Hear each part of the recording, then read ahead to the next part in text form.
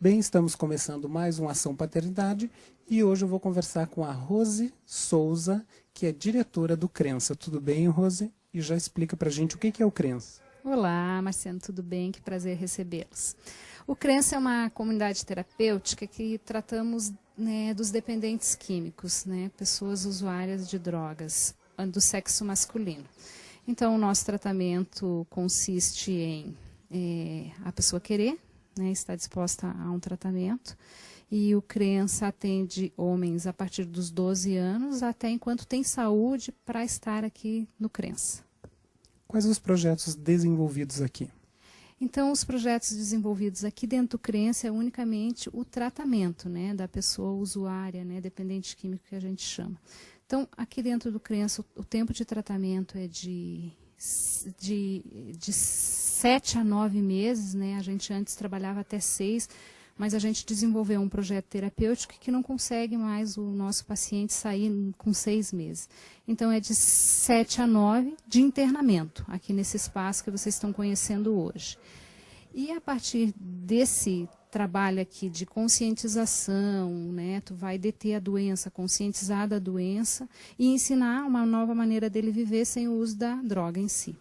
E depois nós temos o pós-internamento, que é mais 3 meses. Então o paciente fica conosco, né, sobre a nossa custódia, ou sobre o nosso olhar por 1 ano. 1 ano total do tratamento.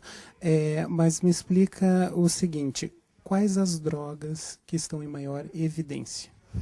Bom, hoje em dia, acho que não tem como deixar de falar, quase todos os nossos pacientes são usuários de crack. Né, que isso aqui em Lages, né, é recente, em vista do resto do Brasil, ou enfim, das outras comunidades, quando a gente se encontrava e falava disso. Então, o crack, ele está aqui em Lages, eu acredito que há 5 anos. Né, e quase todo mundo que usa droga usa crack. Então, nós temos alguns que são só alcoolistas, e a grande maioria é cruzado, que a gente chama. Então, usa álcool e o crack sempre, né? Ou como diz eles, né? Hoje eu acabei de atender um menino para se internar. Ele disse, eu uso todas, né? A que estiver ao meu alcance ou ao meu poder de alcançar. Mas hoje a mais usada é o crack. Como é que você percebe que o jovem, o adulto, ou a criança, porque hoje temos até criança usando drogas, ela está utilizando o crack? Eu percebo que hoje, como você falou, as crianças estão começando a usar mais cedo. Então, eu já tive paciente que começou o uso com 6 anos. Eu já tive, né, e a maioria, hoje em dia, dos pacientes que começaram o uso são com 8 anos. Então, são realmente crianças, né? Eles estão tendo essa disponibilidade, as drogas estão mais disponíveis, né? Então, é difícil quem não experimenta, né, a droga, porque ela está disponível. E daí se tem a predisposição para o uso, se torna dependente. E daí se torna dependente a pessoa e a família dessa pessoa, enfim, a sociedade vai ficar, é um caos, é bem difícil. Então, como é que acontece o uso? Eu acho que o oferecimento está mais fácil, o acesso é mais fácil a isso, né? Eu sempre digo, quando as famílias me procuram, o meu filho anda com pessoas que fizeram com que ele usasse. Não, o seu filho se envolveu com pessoas porque ele quis, né?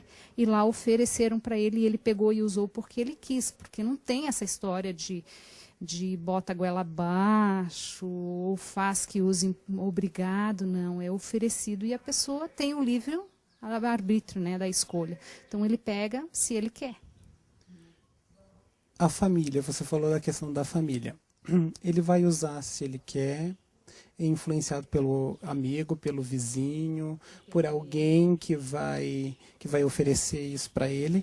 E a questão, a família. Será que o problema não foi a família que não soube conscientizá-lo? Eu acho, Marciano, que quando a gente fala em dependência química, que a gente nem fala muito disso, a gente fala do drogado, da droga em si. Então, nós não temos conhecimento disso, nossa família, né? Então, realmente, a família não é que seja culpada, mas tem a sua responsabilidade disso, porque não se fala disso, se proíbe sempre, né? Então, tu sempre diz, meu filho, tu não usa droga, meu filho, tu não anda com drogado. Mas a gente não mostra para ele o resultado que isso vai ter se ele usar. Então, nós, famílias, somos despreparadas para isso, né? E tem famílias desestruturadas que têm usuários de drogas, e tem famílias estruturadas que também têm usuários de droga. Então, não tem uma lei. Eu, como trabalho nesse trabalho há 11 anos, eu penso que nós temos que nos preocupar com a informação, né? Para mim não ter esse cliente depois, dependente químico, sofrido, para poder entrar em recuperação. Então nós temos que ter mais isso que vocês estão fazendo, porque isso não deixa de ser uma informação. Você está aqui querendo uma informação, como você me disse, eu nem conhecia o crença, nem sei o que é, mas você está conhecendo e vai passar essa informação. Então eu acho que isso é um caminho bem importante. Então, a questão, a gente deve ser estimulado ao aprendizado. Eu estou aqui estimulado a aprender e também a repassar para as pessoas o que é o crença, o trabalho que é desenvolvido e a questão da conscientização. Não sai daí, nós vamos a um rápido intervalo e já voltamos.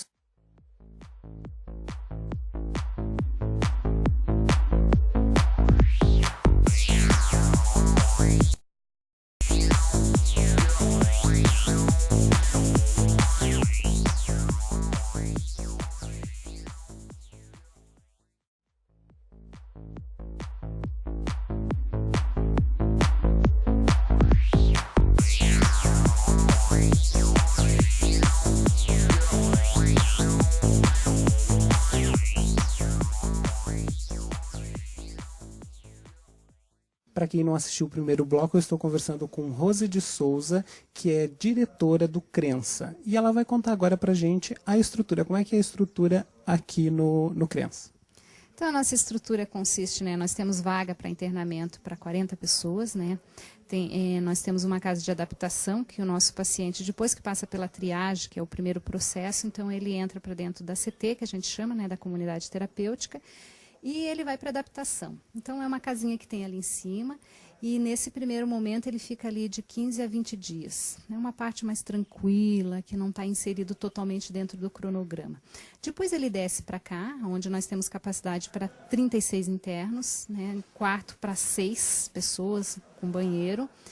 E aqui dentro ele entra dentro de um cronograma, que é bem rígido. A gente brinca que aqui é uma mistura de batalhão com um convento. Então, uma disciplina rígida, com regimento interno, porque aqui a gente tem várias pessoas de vários nível cultural, de gente que veio da rua, então tem várias pessoas. E 3 meses ele fica aqui dentro, nos 3 primeiros meses. Só a família vem visitá-lo, sempre no primeiro sábado do mês. Após isso, a gente já começa um processo de ressocialização, que é preparar esse indivíduo para voltar para sua família, para a sociedade. Então, a partir disso, cada mês ele vai sair para uma visita familiar, né? Vai ficar em casa 4 dias. Depois retorna, né, dá andamento ao processo até o término de internamento, como eu já havia te falado. E o nosso projeto terapêutico ele é dividido em fases, né? Então tem a primeira, a segunda, a terceira. E para ele sair para o pós-internamento, ele tem que sair da terceira fase. Então, se ele na primeira fase não passar por todos os critérios, ele já vai ter 1 mês mais de tratamento. Por isso que eu digo que o tratamento é de 7 a 9 meses. Quem entrar dentro do Crença, estiver realmente disposto a se tratar, com 7 meses de internamento, ele vai estar com a parte de internamento pronta. E só o pós, né? E o pós de 3, 4, isso depende do paciente, é um reforço para a gente ajudar para eles se manterem limpos. Porque quando eles saem daqui, que eles estão, né, protegidos, eles chegam lá fora e têm dificuldade de lidar com a realidade. Então, a gente criou o pós para isso, para orientar. Então, no pós funciona da seguinte maneira, depende de cada paciente, porque nós temos pacientes que vêm para cá e têm uma vida pronta, vamos dizer, com trabalho e com tudo. E tem pacientes que não tem nada. Então, aquele paciente que não tem nada, ele vai ficar 20 dias lá e 10 dias aqui. O paciente que tem emprego, ele vai passar só final de semana aqui. Então, a gente vai tudo organizando conforme o paciente, né? Quando ele entra, ele vem encaminhado de algum órgão e quando ele sai, mesmo com esse pós, existe algum outro procedimento também? Então, a critério de admissão, nós temos pacientes que são encaminhados, nós temos um convênio com a Secretaria Municipal de Saúde e um convênio com a Secretaria de Segurança Pública do Estado. O convênio da Secretaria de Segurança Pública são para menores infratores, né, aqueles menores que cometem delitos, sempre em função do uso e abuso de drogas. E o convênio da saúde, quem é responsável de fazer os encaminhamentos são as meninas responsáveis da dependência química lá da Secretaria de Saúde. Então, são elas que encaminham. E agora, em Lages, está tendo o CAPS-AD, está sendo criado, implantado, né? Eu acho que ele está quase entrando em funcionamento. Então, a gente trabalha em parceria, né? Os menores são encaminhados para o CAPS-C, né, CAPS da Infância e Juventude. Os maiores vão para as meninas da dependência química, depois que elas encaminham para nós, os adultos, né? E também temos vaga particular, aquele paciente que tem condições de pagar, ele paga pelo seu tratamento, né? E aqui ainda tem aquela vaga social, daquele que não tem nem eira nem beira e precisa de ajuda, a gente também está disposto a ajudar. Rose, hoje droga não é uma exclusividade das pessoas com baixa renda. A gente sabe que as pessoas que têm acessibilidade, maior acessibilidade, são aquelas pessoas de classe média alta. Como é que está essa questão aqui no CRENS? Eu acho que é bem equilibrado, porque antigamente se falava em droga, então era só o classe média baixa que usava.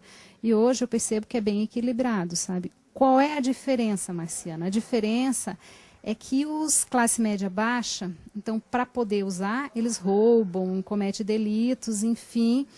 E eu acho que a família também não tem tanto tabu, então ela pede socorro mais rápido, né? Pede ajuda mais rápido. E o classe média alta, né? Então, tem dinheiro para gastar, vai pagando as contas, vai pagando o traficante. Então, isso demora mais para pedir essa ajuda. Então, eu acho que isso é bem complicado. Então, quanto mais rápido pedir ajuda, melhor a gente vai poder atender o seu filho, o seu marido ou a sua filha, seja quem for. Eu percebo que as pessoas têm que pedir ajuda, têm que tirar esse tabu, não tem que ter vergonha. Vocês não são únicos, né? O uso de droga cresceu muito. Segundo os estudos, 80% dos jovens experimentam a droga. Então, daí tem os que não são dependentes e tem os que têm a predisposição para a dependência e que vão se tornar doentes da dependência química. E todos pedem ajuda? Não, grande maioria não pede, porque senão nós não teríamos, né, Marciano, como atender, sendo que o CRENS é a única unidade de tratamento em Lages, masculina, e tem a Casa da Providência, que é o feminino, senão a gente não teria. Outra coisinha que, se eu tiver tempo, eu ainda quero falar é a respeito do Amor Exigente, que é um grupo de autoajuda que a gente atende as famílias lá e as pessoas que estão buscando ajuda. Então, esse grupo também funciona no Colégio Santa Rosa, todas as segundas-feiras, às 7h30 da noite. As pessoas que estão ouvindo, que estão nos vendo e que precisam de ajuda, lá é um lugar que dá para procurar ajuda. Para a gente finalizar, quero que tu coloque para a família que está assistindo em casa, como é que eu evidencio, como é que eu percebo se o jovem, o adulto, ele está usando droga? Mudança de comportamento. Isso acontece rapidinho quando a pessoa começa. Principalmente o crack, ele vai mudar o seu comportamento, a sua maneira de vestir, a sua maneira de agir, as pessoas com quem ele andava, ele não passam mais a ser interessante, busca novas amizades, passa a ir mal na escola, passa a não ter mais regra em casa, passa a não cumprir mais regra. Então, isso é uma receitinha básica. Procure ajuda quando você perceber que o seu filho está assim, ou, enfim, filha, filho, esposo, quem você gosta, que está perto de você e que você está percebendo isso. Quanto mais rápido pedir ajuda, melhor vai ser. Obrigado, Rose, pela entrevista. E só deixa uma mensagem para o pessoal que está em casa, uma mensagem assim de ajuda para aquele que usa droga e ainda não procurou um atendimento. E daí você já pode se despedir também. Eu queria dizer assim, que as pessoas quando estão usando, elas pensam que são felizes somente no uso e que a gente ensina a ser feliz sem o uso e o abuso de drogas. Então, tenham esperança, eu acredito muito na mudança das pessoas, tenham esperança, peçam ajuda e mude a sua vida, porque a droga vai te levar para um caminho muito triste. Mude de vida. Muito obrigada pela oportunidade, obrigada a vocês por terem vindo até aqui.